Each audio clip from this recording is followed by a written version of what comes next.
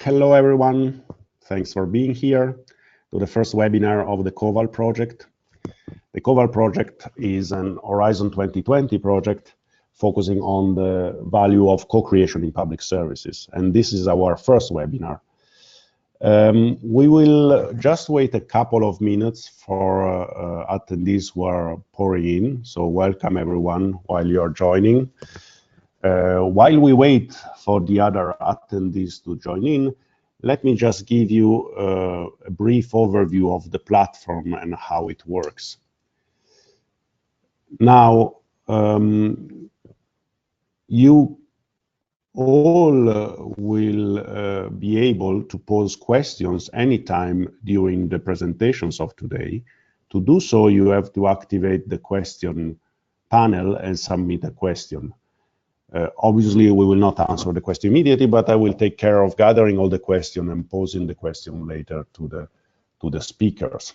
So feel free to not interrupt at any time, because you will not interrupt. You will just submit the questions, and I will make sure that they get an answer at the end. Today we have a very rich panel, so hopefully we will also have time to address your questions. It's now 11:01. We just wait 1 minute and then we will start.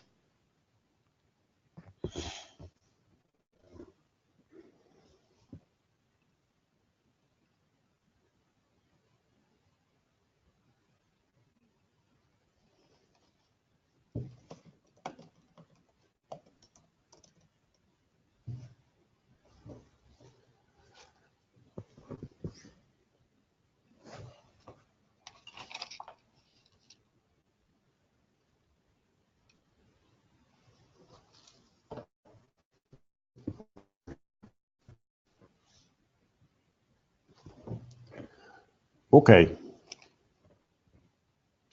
Thank you very much for your patience. We have a lot of attendees here today. As I was saying, this is our first webinar for the Co-VAL project.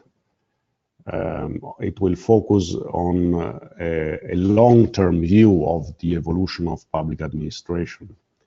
The focus of the Co-VAL project is particularly on how co-creation is transforming European public administration. Just to be very clear, Co-VAL is a Horizon 2020 funded project under call 2016-17. Lasts for 36 months, so we just finished our first year, and we have 12 partners that mainly from universities. The project aims to pursue 4 objectives: to provide a robust new theoretical framework, to measure and monitor transformation, and to focus on 4 key areas of government transformation, such as digital transformation, service design, living labs, and public-private partnerships. But most of all, the project aims to have an impact, to be practical, but to be useful to people like you. So not just to provide an overview, not just provide theoretical background, but to support transformation in public administration. These are the partners, as you can see, very prestigious partners, mostly from universities, but also companies, consultancies, and think tanks such as ourselves. I myself, my name is David Osimo from the Lisbon Council, who is in charge mostly of achieving policy impact from the project. This is what the project does. There are basically 3 areas. There is a conceptual framework, which works mainly on cross-cutting co-creation areas, and there is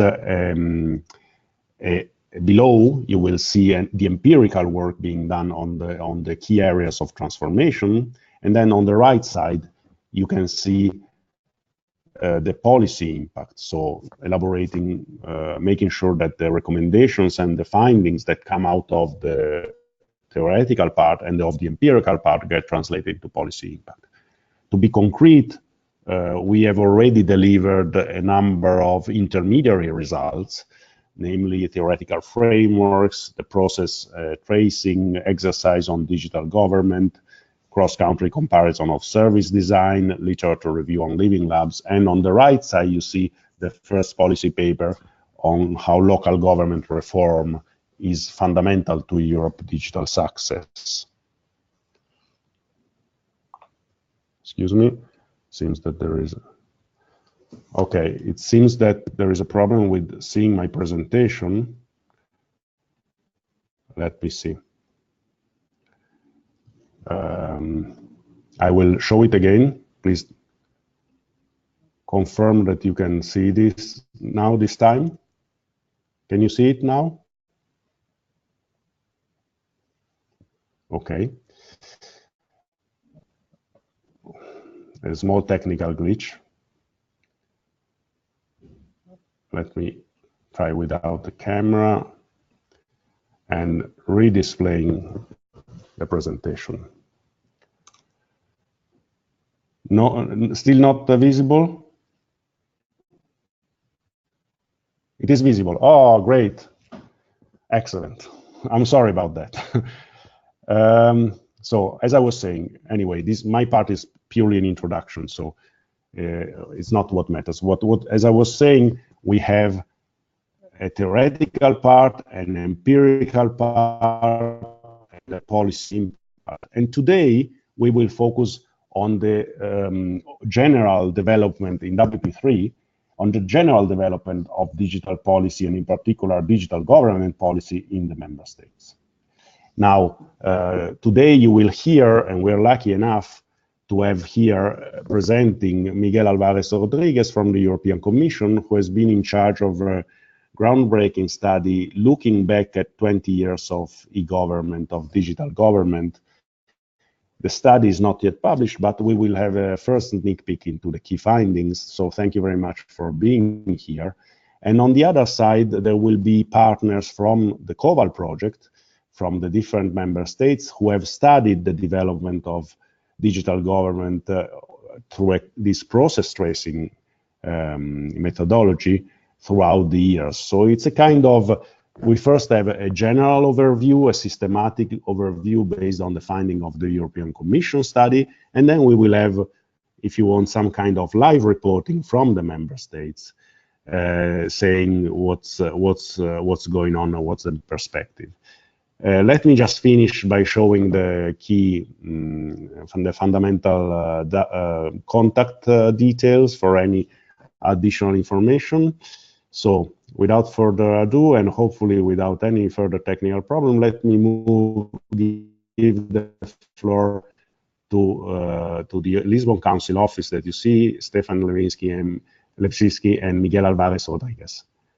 The floor is yours. Normally you will be able to share your screen too.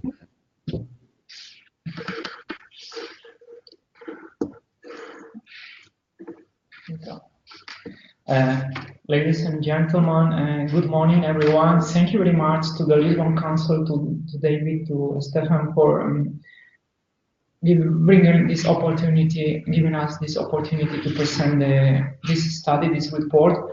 I mean, over the last 10 years, a lot of things have changed in public administration. I mean, back in time, 10 years ago, very few people could imagine that now we would be able to do a lot of things over the internet with our smartphones. And furthermore, public administration working in these very innovative concepts like the one you are working on, co-creation, proactive services that are already public administrations notifying proactively to a citizen when a new child is born, to the parents that they are entitled to these social aids, subsidies, or wherever. Some governments are already working in this direction. So there is a lot of transformation going on thanks to the new technologies, but thanks also to a new way, a new perspective of seeing things in public administration. So my name, as David introduced, my name is Miguel Alvarez, and I will be presenting to you the 10-year anniversary report of the e-government fact sheets. I'm coming from the Directorate of Informatics of the European Commission. And give you just a little bit of Yeah. Some kind of background information. What is this e-government fact sheets? The Commission is doing on an annual basis for the last 10 years an annual report per member state, just analyzing how e-government is progressing, what are the policies, strategies, and the legal framework established in each member state to foster e-government, digital services, what are the available infrastructures, the digital services offered to citizens and businesses. And basically, we are capturing these findings in each individual fact sheet. Since we have already the perspective of 10 years, we can really now take stock on how things are changing per member state and what are the main trends and the main aspects that are moving forward in general at EU level. This is the reason, the main motivation to now make a kind of stop and just analyze how things has changed from different aspects over the last 10 years.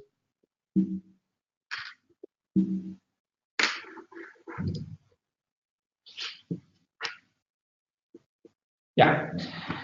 So basically, we are covering the 28 member states. You go to Join Up, we have a portal that is called Join Up, otherwise you Google it and you will find it very easily, e-government fact sheets, and you will find one individual report per member state. We are covering the 28 member states plus the European Free Trade Agreement associated countries, namely Norway, Switzerland, Liechtenstein, also Turkey, and the former Yugoslavian Republic of Macedonia, and pretty soon other countries will be joining in this kind of annual reporting exercise. In this report I'm talking about, we have analyzed the main trends across Europe when it comes to e-government. We are focusing on e-government, also digital services. What is the result of e-government policies? We are also looking from the user perspective. What are the new services for citizens, for businesses? Over the last 10 years, how we've seen the situation change. And in this report, finally, we are also highlighting, because it's fair to do it, the important role that the European institutions, particularly the Commission, has played in providing guidance and, and providing support to the member states to change the legal frameworks and to introduce into the political agenda digital transformation as one of the key enablers for better public services across the member states. So I will give you some key findings that you will find in the report. Basically, we have identified three main key findings. All member states are adopting digital strategies. They have adopted digital strategies over the last 10 years. For instance, Italy in 2016 adopted a 3-year modernization plan. It's worth to say that these strategies, in most of the cases, have been triggered by the e-government action plan established by the Commission and by the digital agenda. Switzerland has also an e-government strategy. They launched it very early, already in 2007. And in Denmark, for instance, there is a national strategy on data to enable the access to some data in order to data that is hosted in different base registries, like the population registry, the business registry, in order to foster this principle of the once only principle, and to minimize the administrative burden. When it comes to lawmaking, since digital strategies are in the political agenda, this is crystallized in pieces of legislation that has been passed in the different parliaments across Europe. These laws, in principle, they lay the foundation for digital services. I can give you a few examples. For instance, in Spain, already in 2007, and later on with new pieces of legislation, created a very new emerging piece of legislation, that is legislation enabling and giving the rights to citizens to interact digitally with public administration, citizens and businesses. We have in Italy, again, the Digital Administration Code. In Hungary, sorry, they have created a new government legal framework. ICT is touching different aspects. For instance, in Belgium, there is the G-Cloud legislation supporting cybersecurity. And in the Czech Republic, there is an act on base registries enabling these data exchanges, data access to data repositories for the realization of the once only principle. And then going into practical examples, so we have first of all strategies, then legislation, and then we have, as a result of this legislation, obligations from the member states' point of view, from the administration point of view, and this is crystallized in the implementation of digital services and digital infrastructures. Before offering digital services, member states have deployed some, let's say, state-of-the-art infrastructures, and also they have created new dedicated authorities to foster these digital services. For instance, and this is quite recent, Sweden has created now a new state government agency that is going to oversee digital services across the country. We have in Poland the Ministry of Digital Affairs that is also taking care of digital government. And when it comes to infrastructures, for instance, in Belgium, there is a federal bus that is connecting the different regions and the federal state for these data exchanges for the once only principle. We have, it's well known, the case of Estonia with X-Road. And Estonia is also working now on event-related services, so maybe this is also important for today's discussion, looking at what are the main life events and business events and just creating more proactive services for citizens.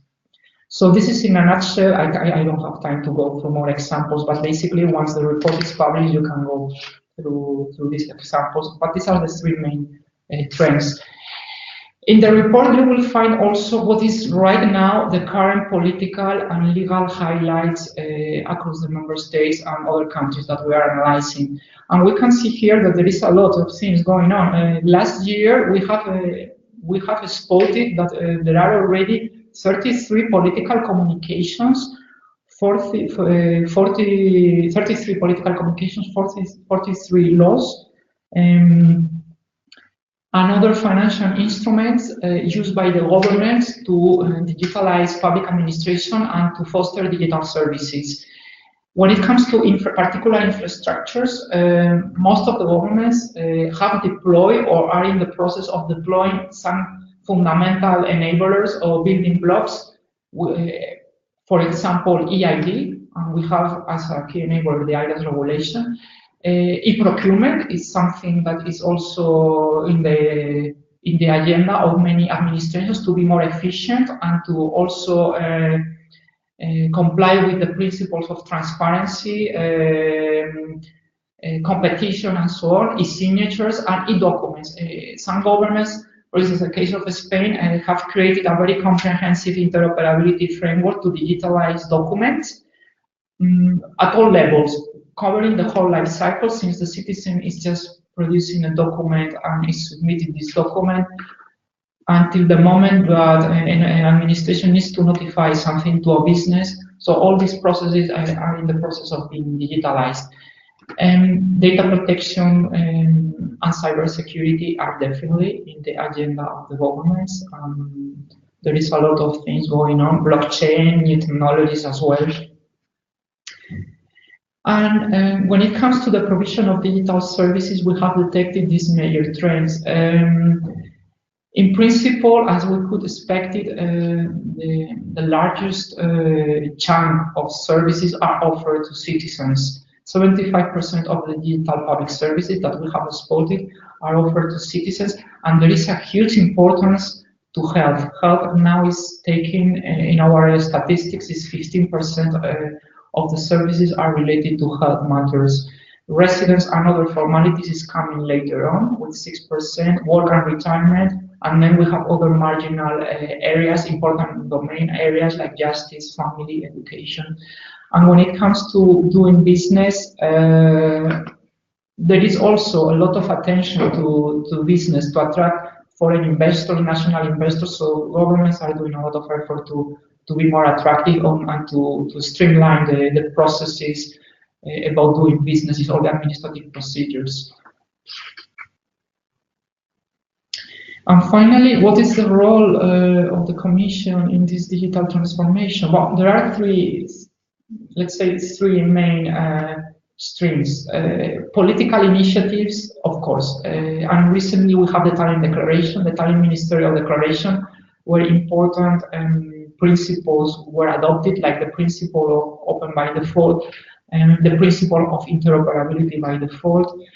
We have also the new interoperability framework that is supporting member states to integrate IT systems and to design new systems in a way that they can be reused and they can better integrate it in all the policy areas. And in the past, we have the digital single market strategy, the government action plan, and so on and so forth. Legislation, okay, the new pieces of legislation, brand new pieces of legislation. We have now the regulation of the single digital gateway that is going to be a huge push for governments to digitalize at least 21 administrative procedures that are quite common, covering 7 life event areas. We have a communication of the European Interoperability Framework. We have the IDAS regulation that is been another push for trust services, EID, e-signatures, to create a market of trust services and to build interoperability across member states. All these initiatives, is worth mentioning, are also focusing on cross-border and a cross-border dimension. That's the reason why we are promoting the European Interoperability Framework, because this is the way to create cross-border services and to be interoperable. We have citizens and businesses moving from one country to another, so these services, they need to be open to foreigners. And funding initiatives, well, it's been mentioned here, Horizon 2020, this is the case of this project today that is discussed in this webinar. We have ISO Square program. I'm coming from the unit that we are managing this program, and we are supporting solutions, interoperable solutions. We have the Connecting Europe facility that is developing common building blocks that can be deployed at a national level on e-procurement, EID, e-signatures, e-delivery. And the structural reform support program, some member states are leveraging from these reform programs.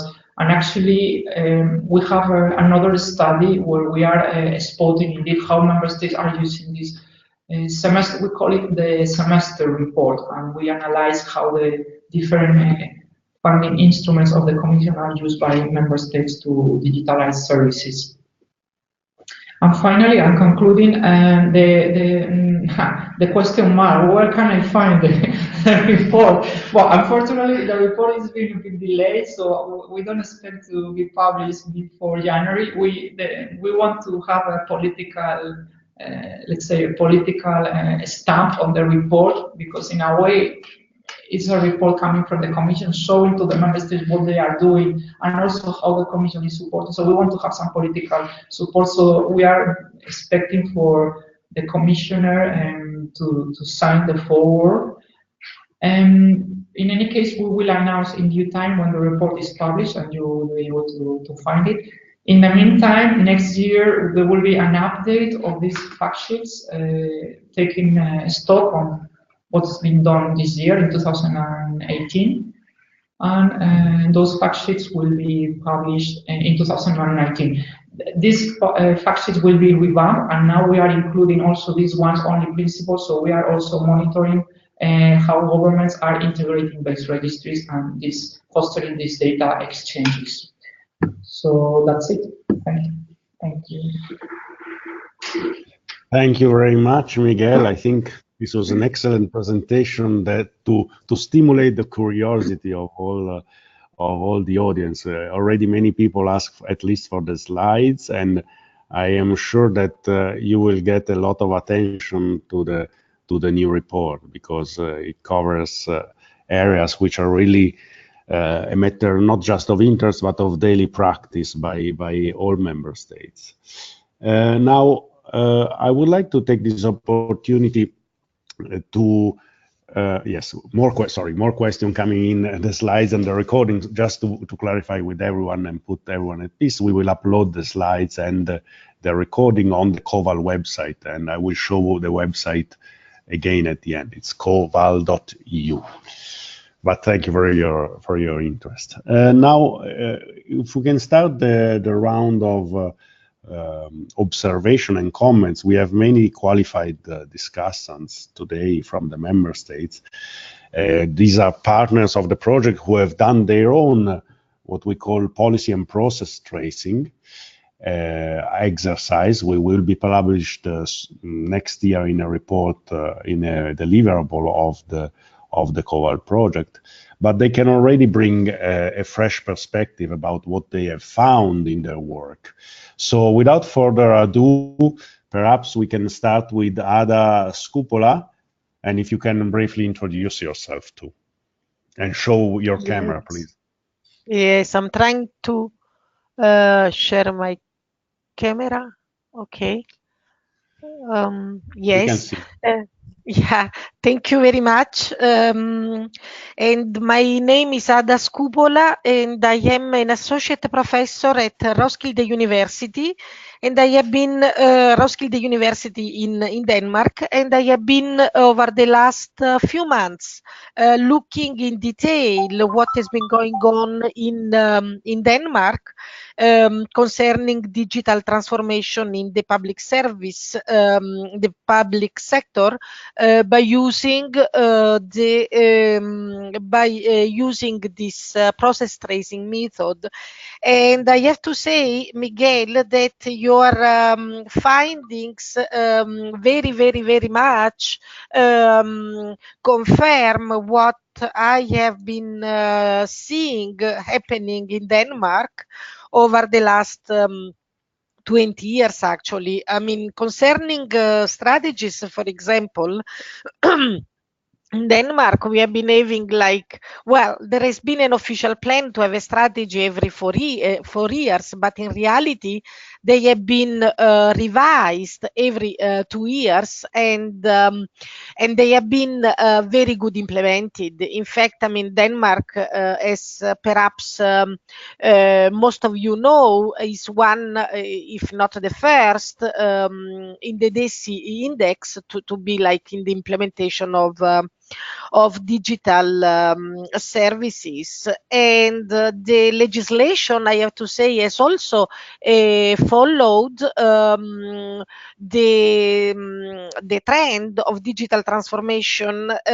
We have not been having many laws, but they have been a few very central and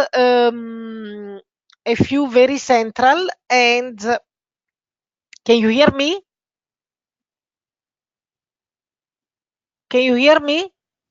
Yes, we can. Yeah, I got it out. And yes, very few laws and legislations and acts that have been reinforcing this implementation in a very good way, very strong way in many ways.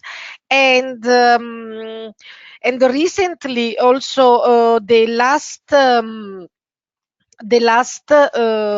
couple of strategies, actually, they are shifting focus from the citizen services to the more business services. For example, in 2018, we have been having a strategy for digital growth, which is focusing on SMEs and the trade. And then we have been having also another strategy which is focusing on cyber and information security, and that's the plan for the next 3-4 years. So yes, and most of these, I mean, all these initiatives have been anchored in the legislation that the EU community has been setting for the member states. Hello? Yes, thank you very much. Thank you very much for this perspective. I think we can now move on to the perspective from Spain. And Luis, if you want to bring us your point of view.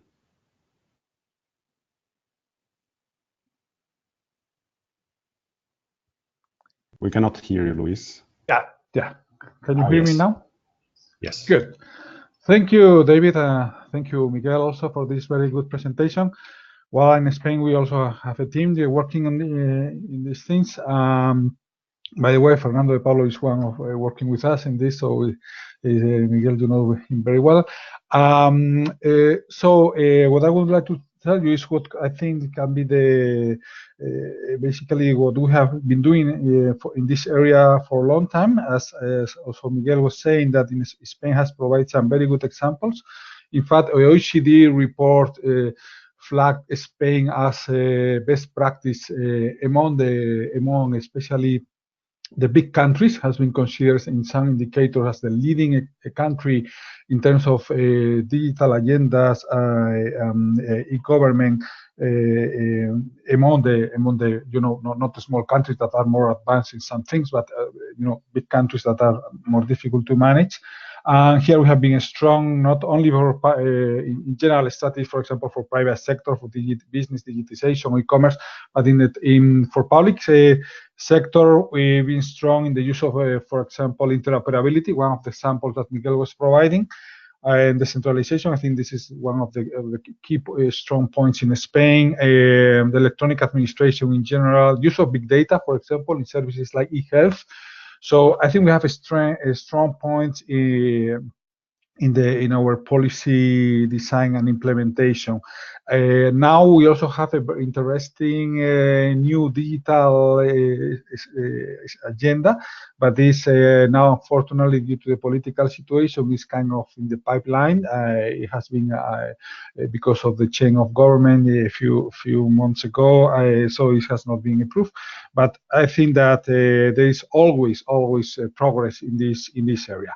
In terms of challenges, I would say that the challenges in Spain has been mainly first related to the lack of skills and human capital. For example, we see that from the technological point of view and infrastructure for e-government, we are very in advance, but sometimes people are not very well skilled in order to use all the services that could be potentially be used in the system. This is, of course, partly because of this skill problem. That is maybe one of the main challenge. Another problem, I would say that this is not only for Spain, but I would say that this is for whole Europe, that our policies has been traditionally, and this is my view, too supply driven, too much top down, and too much perhaps technological and bias and legal bias. I think this was necessary in Spain and in other countries as well. But now I think now is the time to think about we're making research in this project about more demand-driven approach, more participation of citizens, more engagement, for example, of businesses as well, which is also another area in which we also have to make improvements in Europe, but also in Spain. So the issue is that sometimes this engagement of citizens and businesses is solved by public consultation, like the EU Commission also produce a lot of public consultations, but this is, I would say that this is not enough. This is necessary, of course, to get some feedback on the things, but the idea is that how to engage citizens and users really in the co-value thing, no, in the how they can be co-design services. How can we move from these more infrastructural and systemic and legal frameworks and technological platforms that are extremely necessary and useful into a more service-driven and user-driven procedure. I would say that this is the main challenge, at least from my point of view, from Spain, but also I would say that for Europe, for all countries. And I stop here. Sorry. Thank you. This is great, and I share a lot of your concerns also based on my experience. But let's hear now from Christine about France. So you have the floor. It's okay? Yes, it's okay please. for you? You hear me? We can hear you very well. Okay, thank you very much. Yes, thank you for your demonstration. I would like to speak about France because I've read a lot of reports and I've looked about the website Legifrance, about all the laws, orders, and so on about the digitalization of France. In fact, France appears to be at the 18th rank in the DESI index in 2018, and is in the average of the European Union in connectivity. It's not, it's under the average about connectivity, especially because of fast broadband, and under the average of European Union, also in the use of internet, but it's better in the scores of human capital and digital public services. In fact, these scores reflect the geography of the country because we have 607 million inhabitants on a large larger than Denmark on a large superficie, and it reflects also the history of the ICT policies, because in fact we had ICT policies since 1982, and from 1982 to 2022 local authorities and the states, the states with the local authorities debate about connectivity to reduce the digital divide, the spatial digital divide between especially rural areas and metropolitan areas. And we are just now exactly in that debate today because of what the events, in France, that we call the yellow gilet jaune. I don't know, it's in English. France seems to have an advance in infrastructure because we had the French Minitel in 1984, but from 1984 to 1988, we had a lot of programs and different waves of technologies in order to reduce the spatial digital divide. It's always a new work to do because of technological innovations. So when I read the report, it seems that since 30 years, the institutions believe that the more important is the place of France in the world, especially about research and innovation in digital innovations. And the second important theme is the equality between citizens and the equality between the local authorities and the territories. But the government recently has put in evidence that 13% of the French citizens in 2019 18, they never use the internet. So the political challenge is now to have 100% of dematerialized public services by 2022, and the problem is e-inclusion. So recently we had, since the end of 1917, we had policies to try to reduce the e-inclusion, and the debate actually in France is the e-inclusion, the problem of inclusion of digital innovations in the countries, in the rural areas, in the little cities and so on. And perhaps it's a question of a problem of economic development between the territories, the metropolitan areas and the non-metropolitan areas. Concerning the policies about the role of the users, in fact, you have different steps in the action of presidents. For example,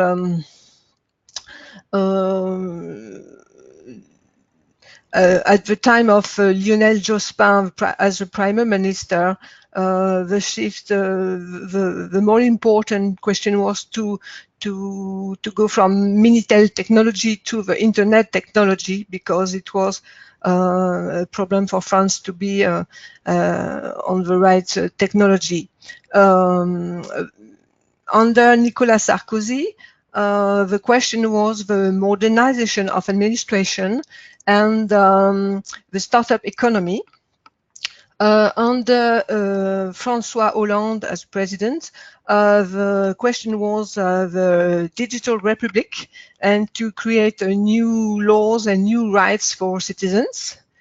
And since Emmanuel Macron as a president, the question is the state as a platform with agile methods and state startups. And it seems that the more important is now to try to co-create with citizens new policies, and you have at the level of the state some initiatives like Etalab to try to transform the high-level administration, or you have the initiative beta.gouv, and they are just now they are making a MOOC to try to work with local administration to help them to innovate with the citizens. So I try to follow the MOOC. I am in the MOOC to understand how they do.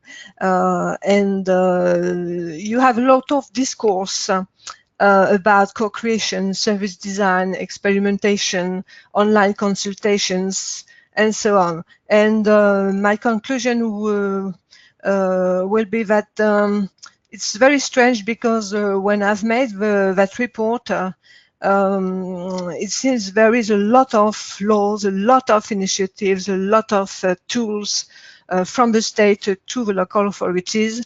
And there is a gap, a real gap between all what I know when I read all that things on the websites, on Legifrance and so on, and when I see the actuality on the radio or the TV and so on. Just now, it seems there is a gap between the state and that between with the citizens, that they do not know all what is down on the discourse and on the laws for the digitalization of the country.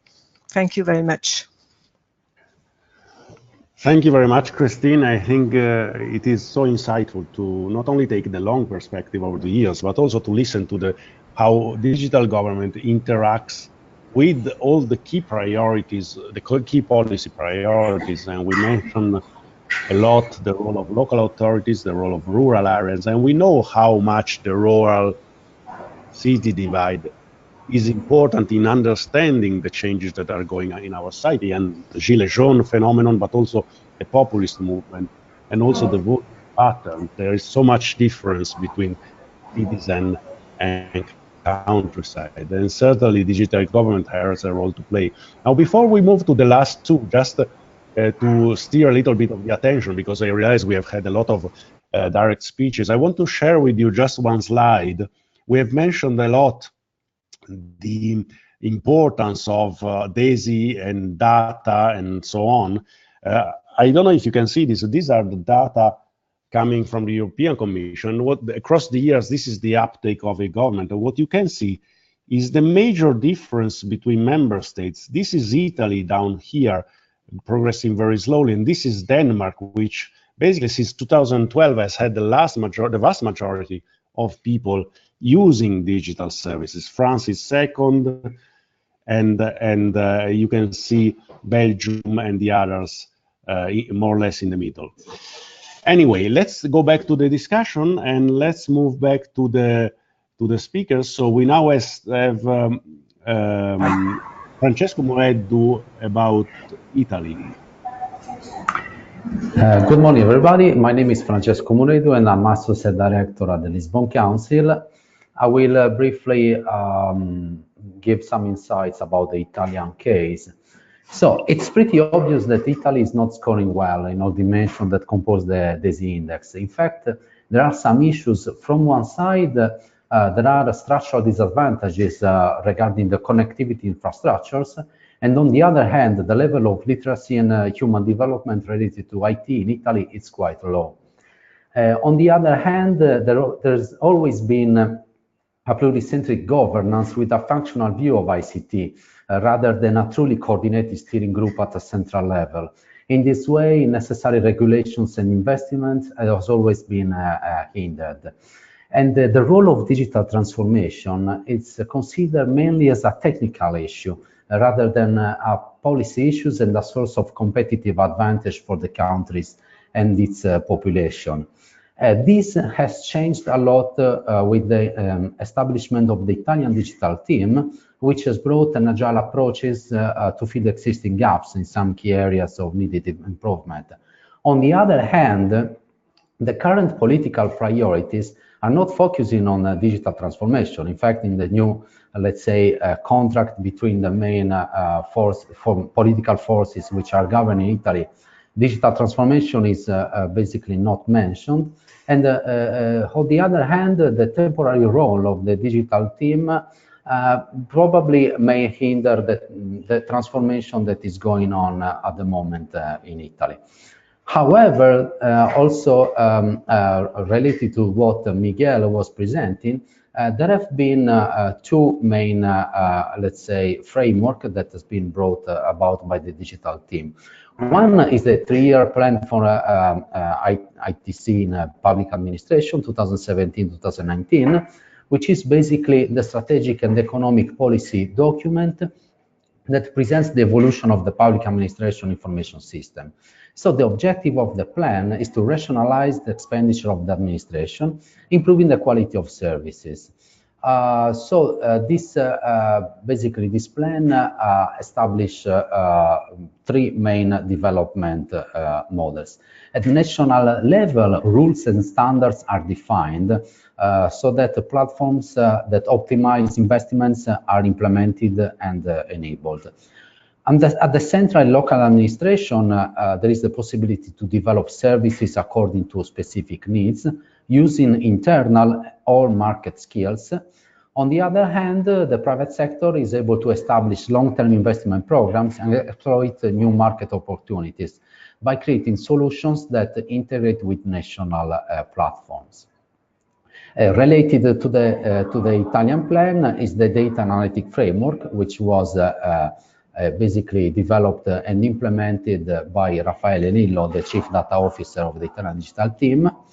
And basically the data and analytics framework has the goal to develop and simplify the interoperability of public data between the public administrations, standardize and promote the dissemination of open data, and optimize the processes for data analysis and knowledge creation. So basically, the idea is to steer and leverage on the big data management analysis and modern platform in order to increase the effectiveness and efficiency of public administration. So the idea is to increase the value of the public administration information assets through the use of big data technologies, encourage and optimize the exchange of data between the public administration, so between the central public administration and the local public administrations, encourage the dissemination of open data and make this dissemination more effective and more useful for prospective users of this public sector information, and favor the explanatory analysis of data by data scientist team, both within individual public administrations and also at the central level. So concluding, this new data analytics framework that hopefully will continue to operate in the following years is basically the keystone of the Italian strategy for digital transformation of public administration. Thank you. Many thanks. We've heard back and again how important the data-centered approach is, in particular in the context of the once-only principle.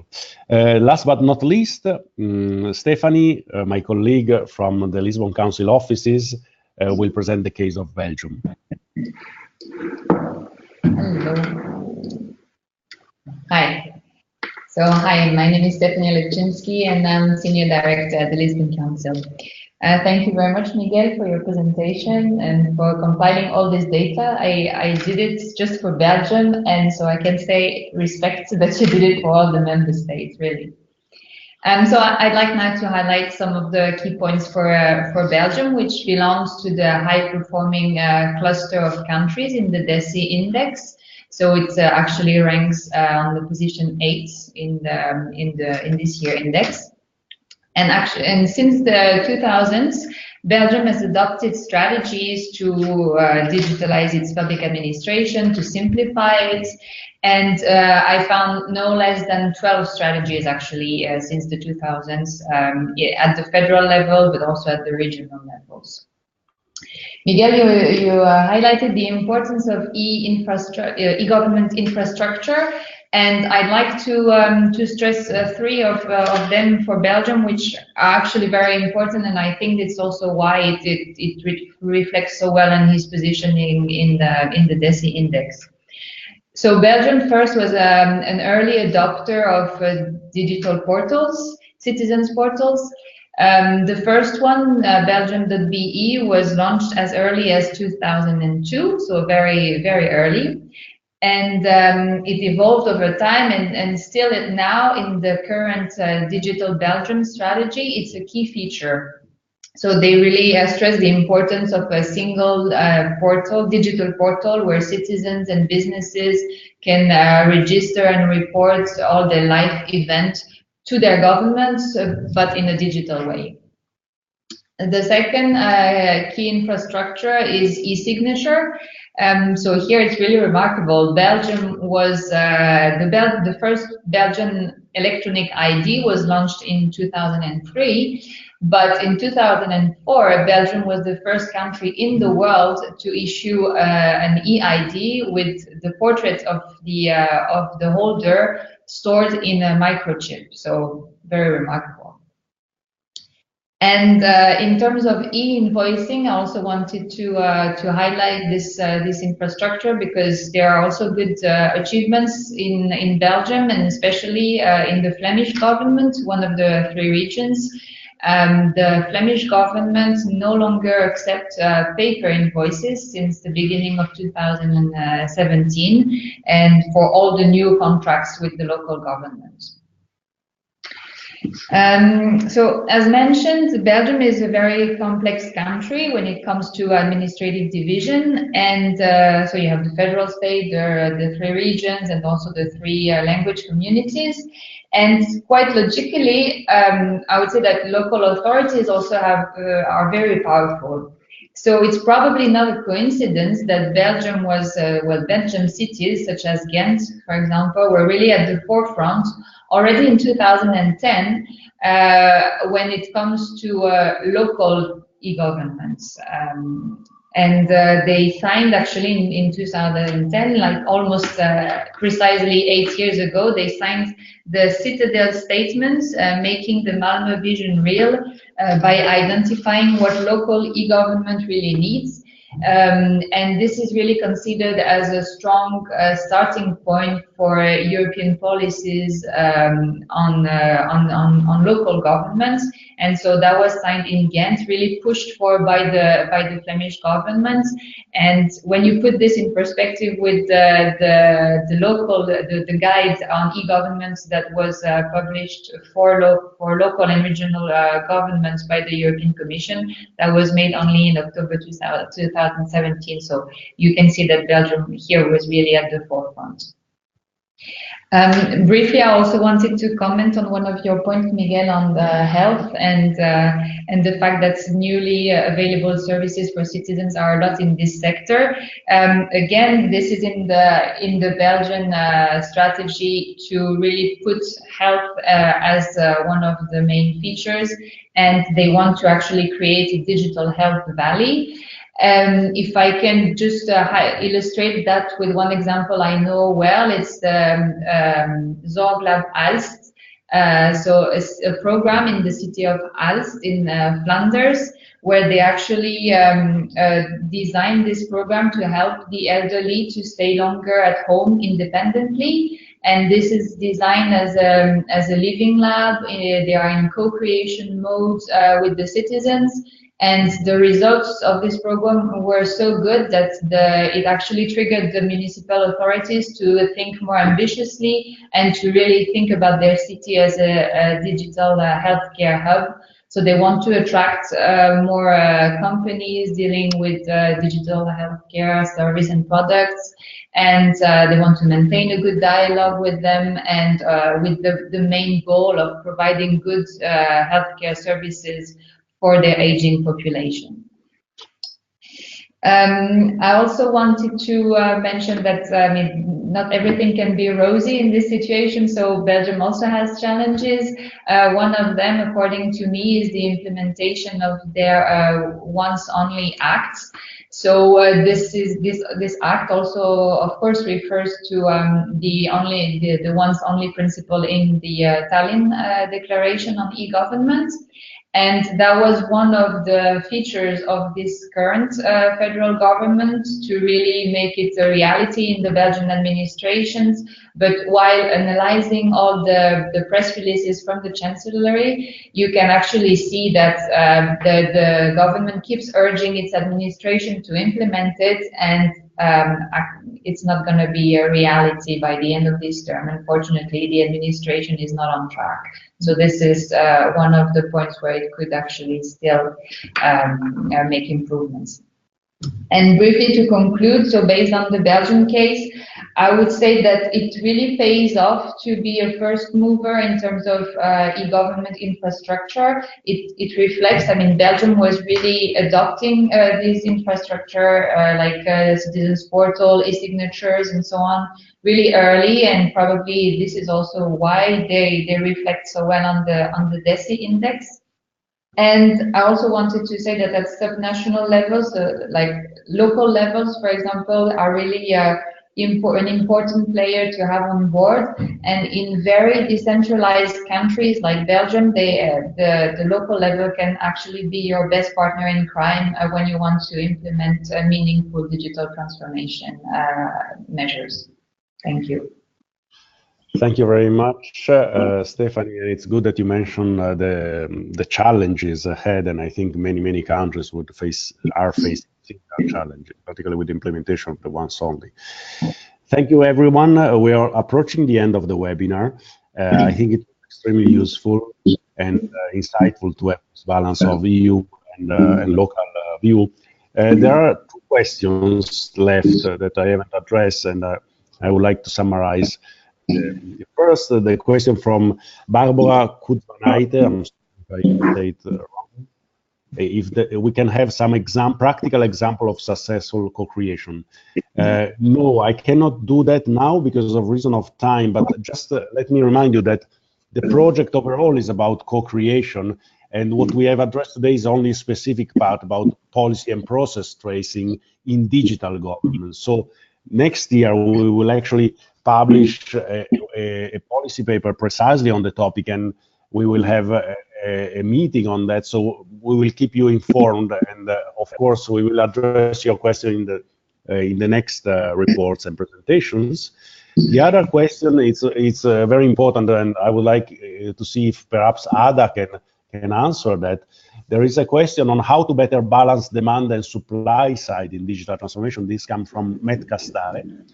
What instruments work better? Any good practice, for example, in Denmark? How did you manage to have so many people using digital government?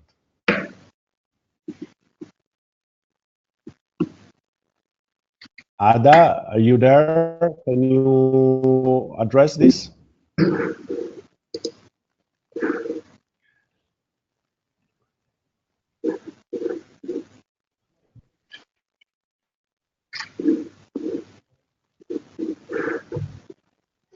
Can you hear me now? Ada, yes, you are. Okay. Yes, now Okay. we can. Please. Yes. Be brief, First of we are all, almost. yes. Thank you. First of all, thank you for the question. And yes, there are several factors, both supply that relate both to supply, demand, and legislation that have made Denmark to be consistently the first country in perhaps in the world, at least in the DESI index.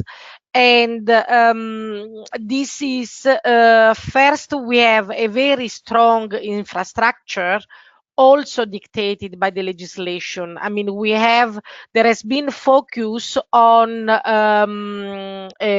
broadband since the 80s, and the government has been driving very strong campaigns for making everybody connecting to broadband. And this, I mean, like the budgets, it's also like very, I don't know how it is in other countries, but in Denmark has been so that the government always allocates seats money, and then it's through like the telecommunication companies and the households and businesses that this has been taking place. So the infrastructure, the digital infrastructure is strong. Then we have to say also that the digital competencies and competencies in general of the Danish population as very also advanced, and a lot of focus has been put also on developing these competencies. For example, we have been introducing use of digital technologies in already kindergartens, in schools, and so forth.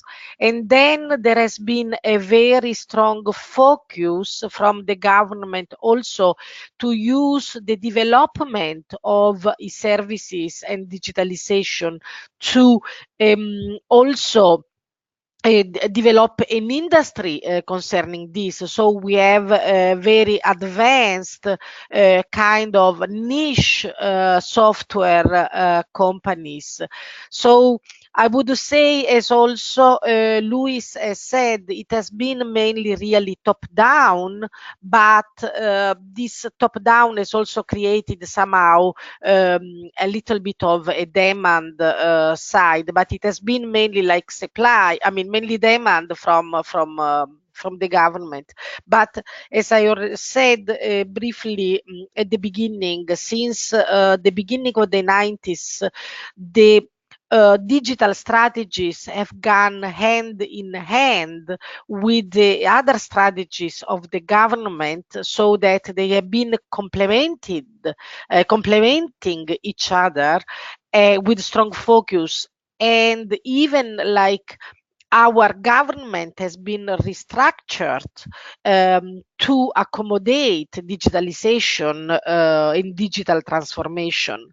For example, in 1998, if I'm not wrong, or 97, there has been a huge structural reform of the regional government in Denmark. We had, I think it was 19 regions, and they had been cut down to 5.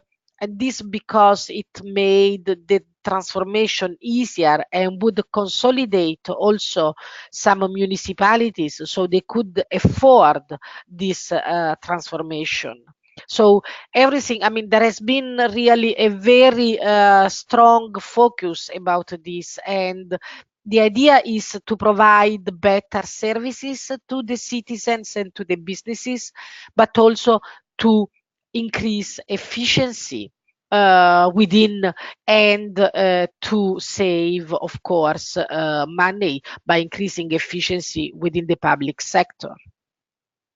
Thank you very much, Ada. Very insightful observation. We are running a bit late, 5 minutes late, so I would like to take this opportunity to simply thank all the speakers, all the people working on the webinar, and of course, all the people attending.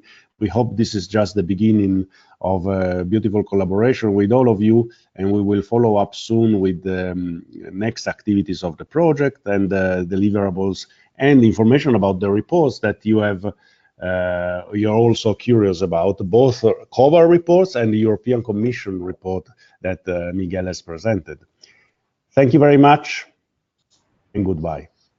Yeah, thank you. Thank you very much. Goodbye. Thank you. Thank you Bye-bye. very much. Bye-bye. Yeah, bye. Thank Bye. you very much. Thank you very much.